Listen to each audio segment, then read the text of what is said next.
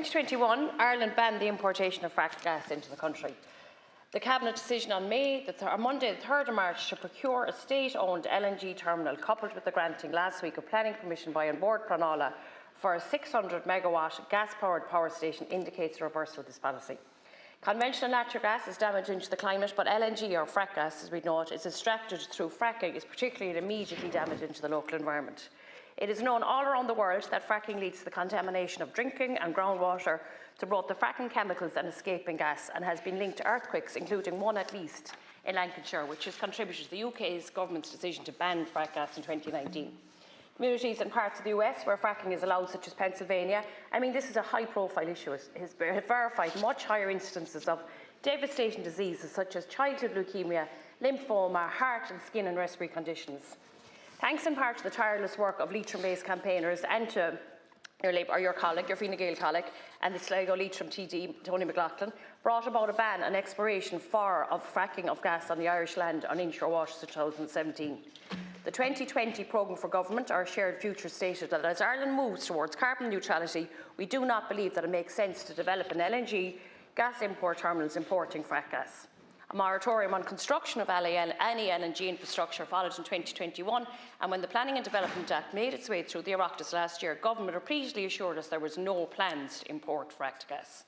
In a Dáil debate on the Dáil on the 15th of October 2024, only less than 6 months ago, previous Environmental Minister Eamon Ryan said that the government policy has not changed. The government does not support the importation of frack gas. The government does not support the commercial import of LNG, as the development of the infrastructure for the commercial import of LNG would be inconsistent. And we know this with the decarbonisation strategy. He went on to say that Ireland's natural gas supply and infrastructure were adequate. Minister Ryan also recognised the construction of a terminal for LNG, theoretically to be filled with non-frack gas, and he actually said this himself, as a Trojan horse. It is not feasible to expect shipments of LNG to not contain frack gas. What other threats are concealed inside this particular Trojan horse? So we've seen, I suppose, in the last two consecutive governments from 2016 to 2024, all of which have contained Fianna Fáil and Fine Gael, either directly or through competence and supply, clearly directing the state away from the increased use of fossil fuels and emphatically rejecting the use of LNG obtained through fracking. But this just appears to have changed in recent weeks. The Minister for the Environment has brought it up to Cabinet, which has approved a plan to develop a state-led LNG terminal to be based at a coastal location, and I know this is quite near your own constituency, and has confirmed that he believes that the legal position is that we cannot distinguish between fracked and non-fracked gas. So if that's the case, is it not better to not accept any form of LNG at all? We cannot be part of a system which enriches fossil fuel exploitation corporations at the expense of the health and the lives of children in Pennsylvania. The granting of planning permission to Shannon LNG for a 600 megawatt gas-fired power plant in County Kerry appears to confirm the government's direction of travel. And there's actually a meeting this morning happening over in Boswells with loads of environmental groups happening today at 12 o'clock, and even 12 senior climate academics based in Irish University wrote on Taoiseach only in February warning of the dangers of LNG. I'd say the Minister of Environment appears to be ignoring these, and seems that they're inconvenient voices. So the questions I'd like to ask you, Mr. Donnelly, is that I would like to just clearly state if in fact the government policy has changed towards the use of LNG, how this will impact on our commitment to reduce our carbon footprint by 51% by 2030 and to become carbon neutral by 2050. And if we are to permit the importation of frack gas, why has this policy changed?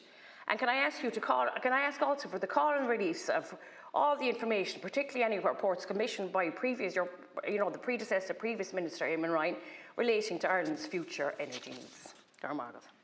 Good. Anish on Ara. Thanks very much, Cathaoirleach, and I want to thank Senator Cosgrave for her question, for the opportunity to discuss this important matter, which I'm taking this commencement on behalf of Minister Darragh O'Brien.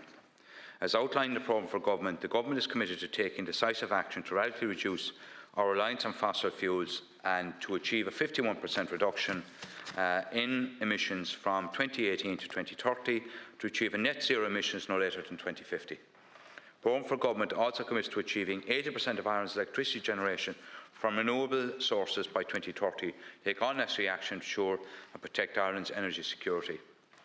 It is through delivering on this commitment that a secure and sustainable energy future will be delivered.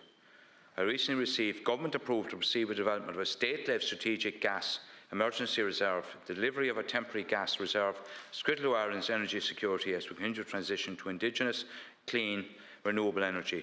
Crucially, the Strategic Gas Emergency Reserve will also ensure compliance with EU standards and regulation. The emergency reserve will be in the form of a floating storage and regasification unit, FSRU, to be owned on behalf of the state by the systems operator Gas Networks Ireland, GNI. This is a similar approach to that used for oil security by the National Oil Reserve Agency. In identifying this as the optimal approach, my department has built upon the extensive review of security of Ireland's gas and electricity systems, which was approved by government in the Energy Security in Ireland to 2030 plan in November 2023. The plan sets out Ireland's ambition to transform our energy system to support our climate objectives. The plan includes 28 actions under the pillars of sustainability, affordability and security. Under Action 17 of that plan, GNI was tasked with reviewing and recommending the optimal approach. The extensive body of work that culminated in the publication of the Energy Security Package has been complemented by the GNI report, a number of emergency exercises, and updated projection regarding the compliance with EU N1 infrastructure standard, taking account of most up-to-date data. The Strategic Gas Emergency Reserve is a transitional measure that supports a secure transition of our energy system, and the policy decision taken by the government ensures the risk of stranded fossil fuels assets is reduced. The reserve will be used for emergency use and does not support increased gas demand. These provisions will be underpinned by policy and legislation that my department is progressing as a matter of priority. The facility will be owned and operated by Gas Network Ireland, and public procurement process will determine any future delivery partners. Gas Network Ireland will now progress the project through the relevant planning and regulatory structures. Final costs to deliver a strategic gas emergency reserve and the cost recovery model will be assessed and considered to inform a final investment decision. The financial, operational, commercial and regulation details will be finalised as part of these processes. The approval of the state-led strategic reserve concludes the energy security review and related reports will be considered for future publication. And the specific point you raise, I will bring to the attention of the Minister, Darragh O'Brien himself. It's not dealt with within the some of it is not dealt with within the response I've given, but I will bring those specific points back. Thank you, Minister. So you mentioned there, you mentioned a temporary gas reserve, you mentioned energy security, and you mentioned an emergency reserve. Like the area that I represent in Leitrim, they have been campaigning for this for years, and I think the evidence is very strong. So can I ask you, I suppose, what do you mean, or can you go back to the Minister and ask him, what does he mean by temporary? How long it's going to take to build a terminal? It took 5 years to build a terminal in Poland. And if we're actually supposed to reduce our emissions by 2050, how does it make sense? Do we really want to be putting this money, investing this money away from it? We want to move away from fossil fuels, and it's going to take 5 years to build it. You also talked about energy security. This is a term that's been floated out all the time. Well, you know, if we are under threat, I suppose, from the Russians to target our existing pipelines, surely an LNG floating terminal will be the first target that you're going to target. And would it not be better to use these resources to access, store and distribute like the limitless free natural resource that we have in terms of wind, solar and wave technology, and investing in proper, I suppose, smart electrification of this? And you talk about an energy reserve. So, this is where the research is coming in very clearly here. It is not a matter for filling the terminal once. LNG needs to be vetted to maintain this. So, I know that in order to maintain a 7-day strategic reserve, we require 6 replenishments of the gas a year. So, I would call upon the Minister again to say, I suppose, please try to push this back, that, you know, this is a really, such a concern, and that, can I ask you, so are you totally reversing your policy that the previous decision to not use fracked gas is now null and void? Is that the way the condition is now? Senator, Minister to reply. You have 1 minute. Once again, I want to thank Senator Cosgrave for her contribution to this matter. I note the concern she has raised in her contributions, which are, obviously will be brought to the attention of Minister Darragh O'Brien. A state-led strategic gas emergency reserve Operating on a non-commercial basis for use only in the event of an emergency would provide resilience to the gas system, mitigate the major consequence for our society and our economy that would rise from significant gas supply disruption in Ireland. Parliament is developing the appropriate policy and legislation measures to ensure strategic reserve provides the resilience to energy in a manner that does not inadvertently increase gas demand but increase supply available on the market, is compatible with climate actions and Low Carbon Development Act.